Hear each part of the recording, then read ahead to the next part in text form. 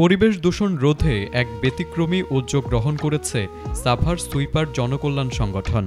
বাড়ি বাড়ি গিয়ে সংগৃহীত বর্জ্যকে সম্পদে রূপান্তরের মাধ্যমে তারা একদিকে যেমন পরিবেশ পরিচ্ছন্ন রাখছেন, তেমনি তৈরি করছেন নতুন সম্ভাবনা।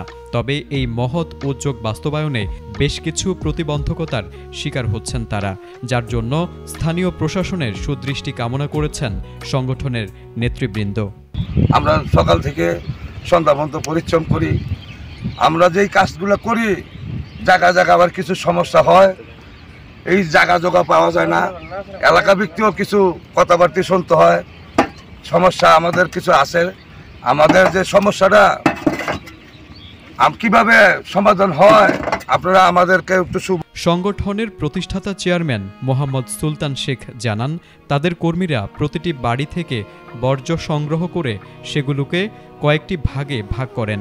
উচ্ছিষ্ট খাবারগুলো আলাদা করে হাঁস, মুরগি ও মাছের খাবার হিসেবে ব্যবহারের উপযোগী করে তোলেন।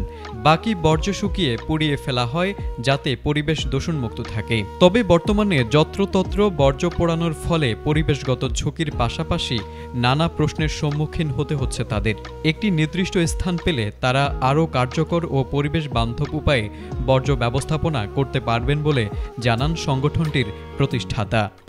আমরা বিচ্ছিন্ন জনগোষ্ঠী, তো মানুষ আমাদের ভালো চোখে দেখে না, আমাদের সাথে মিশতেছে না, তো আমাদের থাকার মতন জায়গা নাই। সরকারের কাছে বিশেষ আবেদন, আমাদের এই সাভার উপজেলার ভিতরে যে কোনো জায়গায় ছোট্ট একটু জায়গা দিলে আমরা আমাদের এই সুইপার জনগোষ্ঠী নিয়ে থাকতে পারি। পাশাপাশি সুইপার সম্প্রদায়ের দীর্ঘদিনের সামাজিক বঞ্চনার কথাও তুলে ধরেন সুলতান শেখ।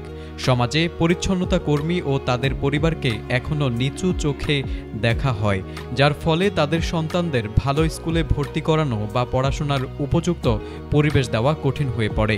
এই সামাজিক বৈষম্য থেকে মুক্তি পেতে এবং নিজেদের সন্তানদের উজ্জ্বল ভবিষ্যৎ নিশ্চিত করতে সাভার উপজেলার মধ্যে সরকারি উদ্যোগে একটি সুইপার কলোনি নির্মাণের দাবি জানিয়েছেন তারা। সেই সাথে সংগঠনের সদস্যরা আরও অভিযোগ করে বলেন, তারা স্থানীয় দালাল এবং ঠিকাদারি প্রতিষ্ঠানের কাছ থেকে তাদের ন্যায্য পাওনা থেকেও বঞ্চিত হচ্ছেন।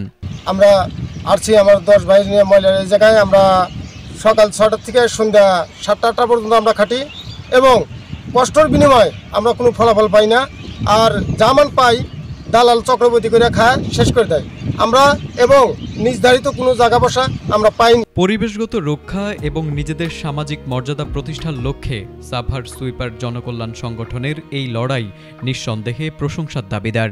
তাদের এই ব্যতিক্রমী উদ্যোগকে সফল করতে এবং তাদের ন্যায্য দাবিগুলো পূরণে স্থানীয় প্রশাসন ও সংশ্লিষ্ট কর্তৃপক্ষ এগিয়ে আসবে, এমনটাই প্রত্যাশা সকলের। Desk report, ATN Bangla, Dhaka.